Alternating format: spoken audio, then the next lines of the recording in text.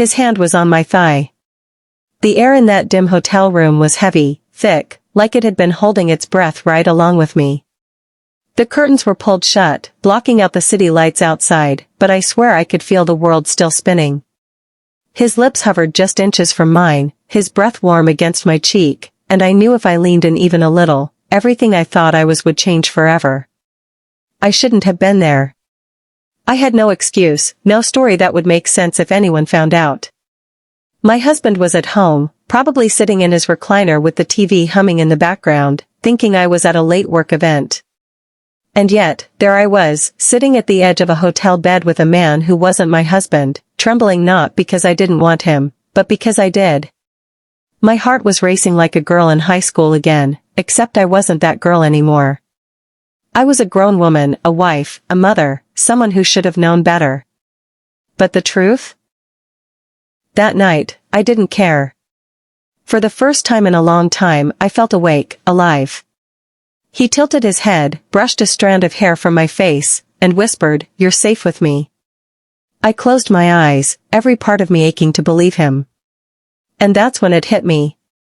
I never would have been sitting in that room, never would have crossed that invisible line, if not for the one thing he had said to me weeks before. A sentence that sounded so simple at the time, but once it slipped into my chest, it never left. It changed everything. Before I take you back to how it all began, let me pause here and say this: if you're listening to my story right now, make sure you subscribe to this channel, hit that like button, and share this video. Stories like mine are raw, they're real, and they're meant for grown-ups who aren't afraid to hear the truth. So support the channel, because I have a lot more secrets to tell. Now, let's rewind. It didn't start in a hotel room. It started in the most ordinary way, like most dangerous things do. One night at a neighborhood get-together, standing in a kitchen full of half-empty wine glasses, I met him. He wasn't a stranger exactly, he worked with one of my husband's colleagues, so I had seen him around before. But that night, something was different. I remember laughing at something he said, and realizing it had been so long since a man made me laugh that way. My husband had long stopped noticing the little things, whether I had on new lipstick, or whether I was tired, or whether I just needed someone to hold me without asking for more. But this man? He looked right at me, like he could see through the smile I was forcing, and for a moment, I hated how good it felt. His words slipped into me like warm honey, "You deserve to feel alive again." That's all he said. But I carried those words home that night like a secret pressed into the palm of my hand. Weeks later, they're what brought me to that hotel room. They're what had me sitting on the edge of that bed. My pulse running wild, my legs trembling, every ounce of me aware that one kiss could set a fire I might never put out. I'll tell you everything, how a woman like me, who looked so put together from the outside, found herself living a double life. But first, you need to understand, it all began with him, and with that one thing he said that changed my life forever. I've heard people say affairs start with sex. That's a lie. They start with conversations, with glances, with tiny choices that don't seem dangerous until you look back and realize you've built a bridge you shouldn't cross. Mine started in the kitchen of a neighbor's house on a Saturday night, with too much wine and not enough laughter at home. The get-together wasn't even supposed to be exciting. It was one of those casual neighborhood parties where everyone brings chips, dips, and bottles of cheap red wine. Couples stood in little circles, gossiping about schools, jobs, the rising cost of everything. My husband was there, of course, standing across the room with his work buddies, beer in hand, already checked out from me like he usually was. That's when he walked in. I had seen him before, at a company Christmas party years back, maybe once at a barbecue, but he never stood out until that night. He was tall, with the kind of smile that pulled people in. But what caught me wasn't his looks. It was the way he paid attention. When he talked to me, he didn't glance past me like my husband did, searching for the TV or his phone. His eyes stayed on mine, steady, focused, and I felt myself flushing under that gaze. We started with small talk, work, weather, kids, the usual. But something about the way he leaned against the counter, beer bottle dangling from his fingers, made it feel less casual. He wasn't just talking. He was listening. Then he said it. "You don't laugh enough." I froze for a second, half expecting it to sound like a joke, but it wasn't. He was studying me, his head tilted slightly. "You've got a good laugh," he added, "but it feels like you keep it locked up." I don't know why that pierced me. Maybe because it was true. At home, I had learned to be quiet, measured, careful not to push or demand. But here was this man I barely knew, noticing something my own husband hadn't in years. I tried to shrug it off, but his words followed me through the night. And later, when I got home and my husband fell asleep on the couch, I found myself replaying them in my head. That's how it began. Not with a touch, not with a kiss, but with a sentence. Weeks passed, and somehow he started showing up in my world more often. Coffee after school drop-offs, running into him at the grocery store, a wave from across the parking lot. Every time, he made me laugh, or made me feel seen, and every time I told myself it was harmless. But harmless doesn't make your stomach twist in knots when you see someone. Harmless doesn't make you choose lipstick in the morning just in case you bump into him. One day, after another one of those accidental run-ins, he leaned in close and said, "You deserve to feel alive again." That was it. The words that branded themselves into me.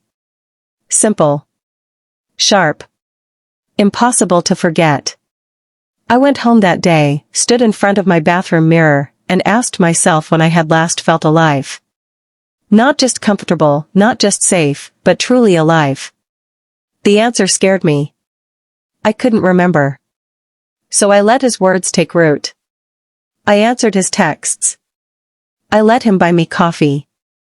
I started lying to my husband in little ways, tiny, easy lies that rolled off my tongue too smoothly. And slowly, what had been just conversations turned into something else. The first time he touched me, it wasn't bold. It was his hand brushing against mine as he passed me a coffee cup. My skin burned where our fingers touched, and I didn't pull away. Instead, I looked up at him, and the silence between us said more than any words could. From that moment, we were no longer just two people talking. We were a secret waiting to happen. And maybe you're judging me right now. Maybe you're thinking I'm selfish, reckless, cruel. You're probably right. But before you go too hard on me, let me remind you, this isn't about just cheating. This is about a woman who had been sleepwalking through her life until someone shook her awake. And it all started with the one thing he said. So if you're still here, listening to me lay bare the mess of my choices, don't forget, hit that like button, share this video, and subscribe to the channel. You don't want to miss what comes next, because this story only gets deeper, darker, and far more intense. But back then, in those first weeks, I was still convincing myself it was innocent. Still pretending it was just fun, just harmless attention. Still pretending I wasn't already standing at the edge of a cliff, about to fall. Because once you let someone in far enough to see what you're missing, it's almost impossible to close the door again. If I'm being honest, I think I always knew where this was going. It's like standing on train tracks, you hear the rumble long before the train ever comes into view, but you stay there anyway, frozen, waiting for what you already know is headed your way. That was me. Waiting for the collision. The night it finally happened, I had told my husband I was going to help a friend with some late paperwork. That lie slipped from my mouth so smoothly it scared me. I had never been a liar before. But suddenly, lies were easier than the truth. I met him at a quiet cafe on the edge of town, the kind of place where nobody knew us. We sat across from each other, and I remember how his eyes never wavered from mine. Every time I looked at him, I felt like I was peeling off layers of myself I hadn't shown in years. At first, we talked about safe things, movies, books, the usual filler. But then, the conversation shifted. He leaned forward, his voice low, his gaze locked on me. "Do you know what your problem is?" he asked. I laughed nervously, playing with the sleeve of my sweater. "I'm sure you'll tell me." He didn't smile. He didn't flinch. "You're not living. You're just surviving. That sentence. That was the one thing he said that changed my life forever. It landed in my chest like a stone dropped in deep water. The ripples of it spread through me, shaking everything loose. He didn't know how much it hurt to hear it, and at the same time, how much I needed to. Because he was right. At home, my life was a list of chores, obligations, routines. Get the kids ready, cook dinner, clean, smile when expected. My husband and I hardly spoke unless it was about bills or schedules. There was no fire, no passion, just the safety net of a life that looked perfect from the outside but felt hollow inside. And here was this man, cutting me open with just one sentence. You're not living. You're just surviving. I don't think he knew the power of those words. Or maybe he did. Maybe that was the point. We left the cafe and walked to his car, the night air cool against my skin. He opened the door for me, and as I slid inside, my hand brushed his. I should have pulled away. I should have reminded myself of the ring on my finger. Instead, I let my hand stay there, warm against his, for just a beat too long. In the car, it was quiet. I could hear my own heartbeat, feel the tension buzzing between us like static. He drove us to a small park, the kind of place no one would be at that late hour. The streetlights glowed faintly, shadows stretching across the grass. We sat there, not speaking, until he finally turned to me. You've been holding your breath for years, he whispered. Don't you think it's time to let go? Before I could answer, his lips were on mine. It wasn't a soft, uncertain kiss. It was hungry, certain, like he'd been waiting as long as I had. My whole body lit up. My hands gripped his shirt, pulling him closer, and for a moment, I forgot everything else. The guilt, the fear, the reality, I drowned them all in that kiss. When we finally pulled apart, I was trembling. I shouldn't, I started, but my voice cracked. You already did, he said, his thumb brushing against my lips. And just like that, there was no going back. That kiss was the first real betrayal. It was small enough to deny if I wanted to lie to myself, but deep down, I knew the truth. A line had been crossed, and no amount of excuses could erase it. For the next few days, I replayed it over and over in my head. My husband had no idea. He kissed me goodnight, completely unaware that another man's lips had already been there. That duality, being a wife at home and someone else entirely in secret, was both thrilling and terrifying. But it wasn't just about lust. It wasn't just about him. It was about me finally feeling like I was alive again. And that one thing he said, that one sentence, kept echoing inside me. You're not living. You're just surviving. If you're still listening, let me pause for a second. Stories like mine don't get told out loud very often, and that's why I share them here. If you want to hear the rest of how it all unfolded, don't forget to like this video, share it with someone, and subscribe to the channel. Your support means I can keep being honest, keep telling the stories most people keep buried. Now back to that night. I thought the kiss would be enough. That maybe we'd leave it there, suspended in that park, a moment that didn't have to go further. But of course, it didn't stop. One kiss turned into another, then into texts late at night, then into secret plans. The hunger grew, and so did the lies. I had stepped onto the train tracks, and the collision was inevitable. After that kiss in the car, there was no putting the genie back in the bottle. We had crossed a line, and instead of stepping back, we stepped further. Every message, every stolen glance, every secret rendezvous only fed the fire. It was like tasting forbidden fruit, you can't pretend you don't know how sweet it is once you've had a bite. The first time we checked into a motel together, I thought my heart would burst through my chest. It wasn't even a fancy place.